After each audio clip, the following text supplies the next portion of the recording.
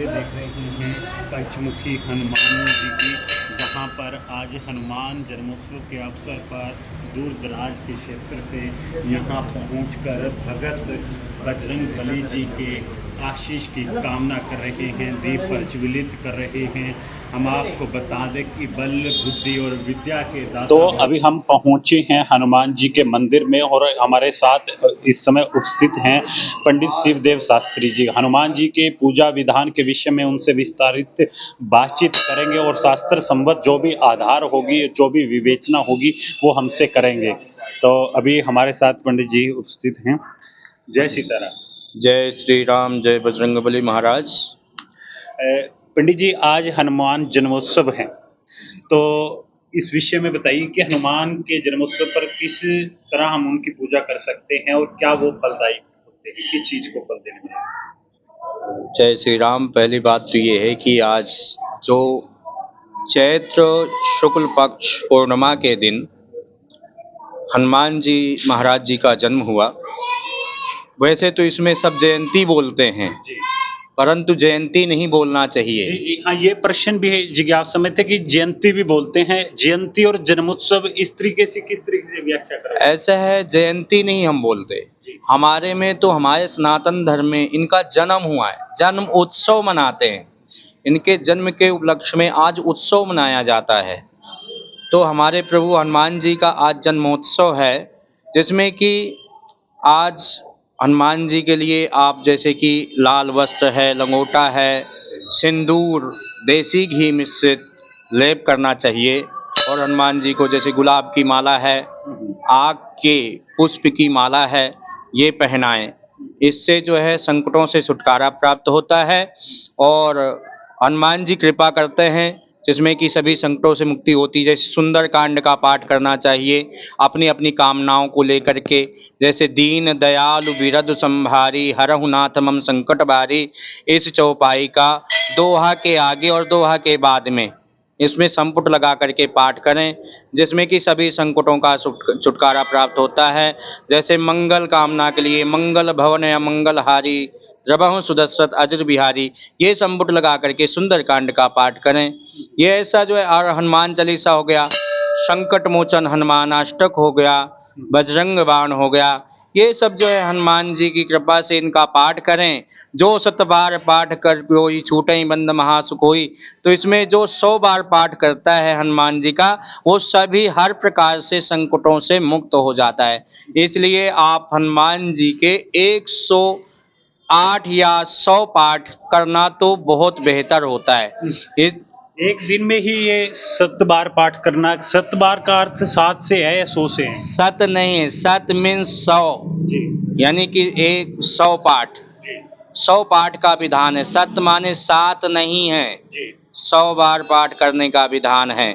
वैसे तो आराम से अगर किया जाए तो 3-4 मिनट में एक पाठ हो जाता है।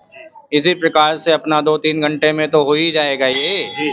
तो इस प्रकार से शांति पूर्वक आप जो है एक बढ़िया जोत जलाएं देसी घी की, हनुमान जी को चने का गुड़ का भोग लगाएं, बेसन के लड्डू का भोग लगाएं और एक देसी घी की बढ़िया जोत प्रज्वलित करें और हनुमान जी को पुष्प अर्पण करके राम जी के चरणों में ध्यान करें। और बस इसके बाद में आप हनुमान चालीसा का पाठ करें। ज़्यादा किसी के संकट है तो आप हनुमान चालीसा, इसके बाद संकट मोचन हनुमान अष्टक, फिर हनुमान चालीसा, फिर संकट मोचन हनुमान अष्टक, फिर हनुमान चालीसा, ये संपुटित हो गया। इसको पाठ करें। जिसको समय का अभाव है वो 11 बार, 21 बार, 51 बार भी कर सकते हैं। जी। तो पंडित जी, कई बातें आती हैं कि जो स्त्रियां होती हैं, क्या हनुमान जी का, हनुमान चालीसा का, सुंदर कांड का वो भी पाठ कर सकती हैं? ऐसा है, हनुमान चालीसा में तो ऐसा है, गोस्वामी तुलसीदास जी ने लिखा है कि जो 7 बार पाठ कर कोई भी, कोई यानी या जो भी है, वो मतलब कोई शब्द से संबोधित किया गया है तो कोई भी पाठ कर सकता है। ये नहीं है कि आप पुरुष ही कर सकते हैं, पाठ तो कोई कर सकता है, परंतु माताओं को, बहनों को हनुमान जी को स्पर्श नहीं करना चाहिए। जो हनुमान जी का विग्रह, हनुमान जी के चरणों को नहीं स्पर्श करें, हनुमान जी को ना कोई चीजें चढ़ाएं। और ये क्या है कि हनुमान जी बाल ब्रह्मचारी हैं। जी। वैसे तो इनकी शादी भी हुई थी, सुवर्चला नाम था इनके पत्नी का, जी। और सूर्य नारायण की पुत्री थी। जी। तो इसलिए वो भी ब्रह्मचारिणी थी, तपस्विनी थी। तो इनकी शादी तो हो गई थी, परंतु विद्या ग्रहण करने के लिए ये तपस्या में थे। इसलिए इस संसार से फिर ना तो इनका कोई संपर्क हुआ, वो तपस्या में रत थे सुवर्चला, और ये भी तपस्वी थे। तो इसलिए बाल ब्रह्मचारी हैं ये। इसलिए इनको माताओं को नहीं छूना चाहिए, ना पंचामृत से भी स्नान नहीं करना चाहिए ऐसे तो, क्योंकि इनके वो वीर का बल का जो है अपमान माना गया है। जी। इसलिए, और हनुमान जी में वैसे नारियल भी पानी वाला तोड़ने का विधान नहीं है। जैसे लोग क्या करते हैं, हनुमान जी में जाते हैं तो वो नारियल लेते हैं, बलि का प्रावधान नहीं है हनुमान जी में, तो बलि का वो नहीं करना चाहिए। तो बलि भी चढ़ाते हैं, बाकी जैसे जिस पे जो बनता है वो करते हैं, लेकिन करना नहीं चाहिए। वैसे तो क्या है कि शुद्ध सात्विक हनुमान जी हैं, क्योंकि राम जी के सेवक हैं, और सेवक बन के ही ये रहते हैं, कभी ये बड़प्पन अपना नहीं दिखाया।